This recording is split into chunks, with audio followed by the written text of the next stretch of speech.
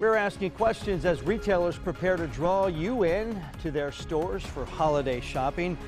Thanksgiving is 3 weeks from today. That's the 23rd, which is the earliest Thanksgiving has been since 2018, making for more holiday shopping leading up to the holidays. Those retailers are already hard at work planning for it as well. For example, right here is an ad campaign by Walmart, and it's reuniting the cast of Mean Girls. Going to see all kinds of those going forward. Joining me now is University of Dayton Professor of Management and Marketing, Dr. Riley Dugan. Thank you so much for joining us again tonight, Dr. Dugan. Here we go, 2 days into November, and we're already seeing some of these holiday ads.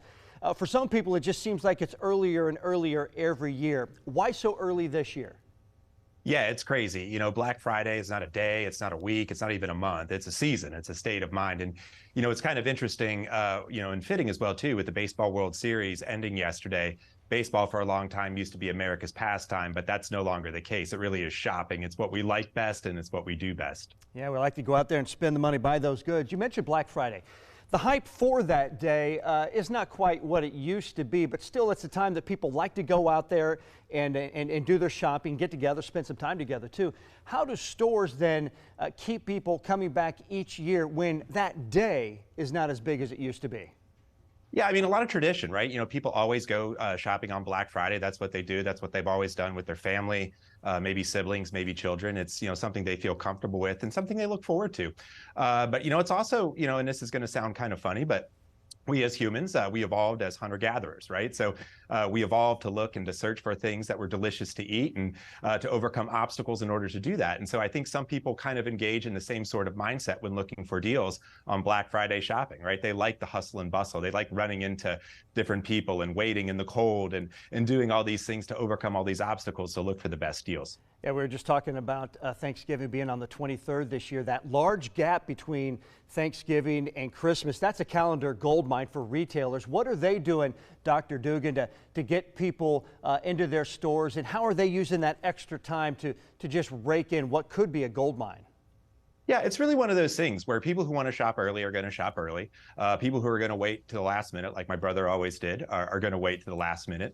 But one of the things that retailers are doing are offering holiday price match guarantees where if, for instance, you purchase a product for the holidays at the end of October, the beginning of November, and then the price lowers at that particular retail establishment, you can go in and get the difference in money back, right? So you don't feel like, oh my gosh, I've got to wait to Black Friday specifically or maybe later in the season to purchase things because that's when I'll get the best deals. I think retailers are smart in ensuring that, hey, you can come in at any time during the season. We can book these sales earlier in the season, and rest assured, if we do lower our price, you can get that difference in money back. I like how you threw your brother right under that bus right there. You might want to back that bus back over him too.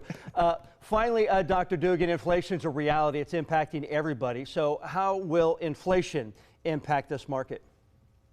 It's interesting. So, some surveys suggest that people are going to spend less this year on the holidays and also buy presents for fewer people. But, there are also some strong indicators as well, too. So, for instance, the recession, that we were told was coming for the last few years really hasn't come.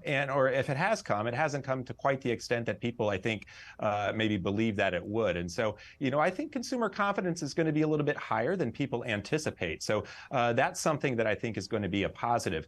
One thing that's going to be interesting to look for, though, is the seasonal labor force that's going to be available to work at a lot of these retail establishments during the holiday. Unemployment rates are still relatively low. And of course, that also depends on industry type as well, too, where particular industries really struggle to attract workers. And so that might be a really pronounced issue this time of year. And so, traditionally, a lot of retail establishments have relied on, college students and other folks coming home for the holidays. And so it'll be really interesting to see if stores can staff their locations appropriately during this holiday season. 'Tis the season, and it's just getting started. Dr. Riley Dugan, Professor of Management and Marketing at the University of Dayton. Always great talking to you, Dr. Dugan. Thank you so much for breaking down the holiday season spending.